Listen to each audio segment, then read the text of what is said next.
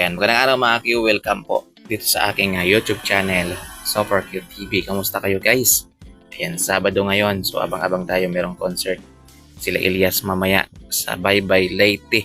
Ayan, Bye Bye City, Leyte mga Q. So ito guys, makikita niyo sa background natin, meron pong convo. Ayan, so convo po yan ni Elias at ni Ma'am Odessa mga Q. So na-share po yan ni Ma'am Odessa sa kanyang stories. Ayan, hindi po yan nakapost kaya hindi nyo makita sa post ng Prime. So sa stories lang po yan mga Q. Ayan, baka hindi nyo yan nakita. So ayan grabe. Yan, binasa ko talaga lahat yan guys. Grabe, na-touch po ako sa turingan nila ni Elias. So mag-ina ho talaga yung kanilang turingan mga Q. So ramdam natin ngayon na sobrang mahal ho talaga ni Ma'am Odessa si Elias. Ayan, turing po niya talaga kay Elias ay totoong anak mga Q. Grabe po siya guys. Ayan, nakita niyo naman siguro yung live niya mga Q. Handa po siyang makipag-away. Lumabas po yung kanyang other side mga Q dahil nga nasobrahan at yung iba talaga kay Elias, kakalait, yan, kakahusga, kakasira kay Elias kung ano lang nagsasabi, kaya nasobrahan na rin si Ma'am Odessa mga Q.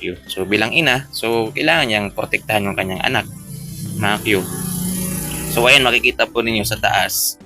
Yan, nag-message sa kanya si Elias. Sabi ni Elias, "Ma, magandang gabi dyan sa'yo. Kamusta ka na ma? Yan, nakita ko live mo. Ma-relax lang ma, kasi ang puso mo, huwag kang magpadala masyado sa galit mama." Yan, grabe no, mama. Yan, tapos sabi naman ni Ma'am Odessa, "I'm okay.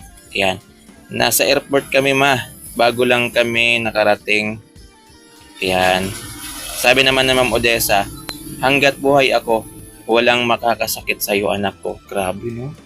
Yan, hanggat buhay po siya, si Ma'am Odessa, walang makakasakit kay Elias. Grabe yun guys. Sobrang swerte naman. Yan, papunta kami ng Iloilo. Ito yung papunta sigurong Iloilo, Pabia, kay Elias. "Okay lang din ako ma, huwag kang mag-alala." Yan.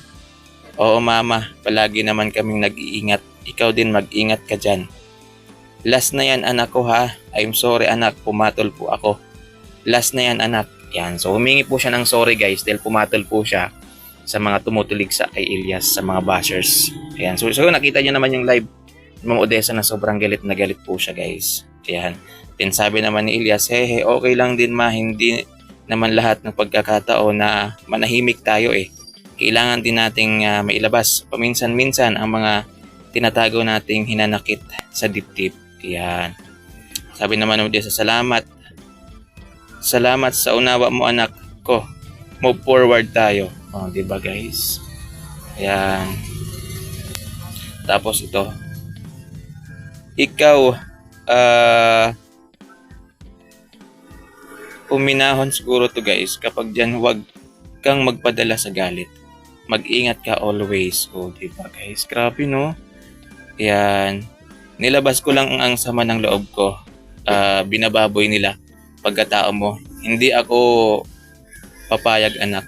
Ayan, I love you anak ko. And I love you mama. Kasi kung papatulan pa natin sila, wala tayong makukuha sa kanila. Ma, kasi mga bangag yun." Sabi naman ni Ma'am Odessa, "Mag-ingat ka dyan anak ko ha. Tandaan mo, Mama is always here for you." Grabe, yun guys. Ayan, sabi naman ni Elias, "Oo mama, palagi kaming mag-iingat." Ayan. So, yun guys. Grabe no? Grabe yung turingan nila ni Ma'am Odessa guys. Ayan. So, isipin nyo ha. Ayan, lumabas po. Ayan, sa kanyang alter ego si Ma'am Odessa guys. Kasi hindi niya kaya yung ginagawa kasi kay Elias. Ayan. So, bilang isang nanay, ayan, niresbakan po niya si Elias. Ayan. So, ang dami pong nagulat nun guys.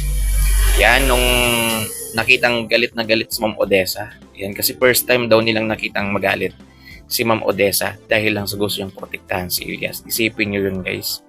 Ayan, so ganun niya kamahal si Elias. Di bali ng husgahan po siya ng mga tao guys. Importante mailabas niya lang yung kanyang yung kanyang sama ng loob. Ayan, dito sa mga naririnig niya mga Q na post online na puro paninira.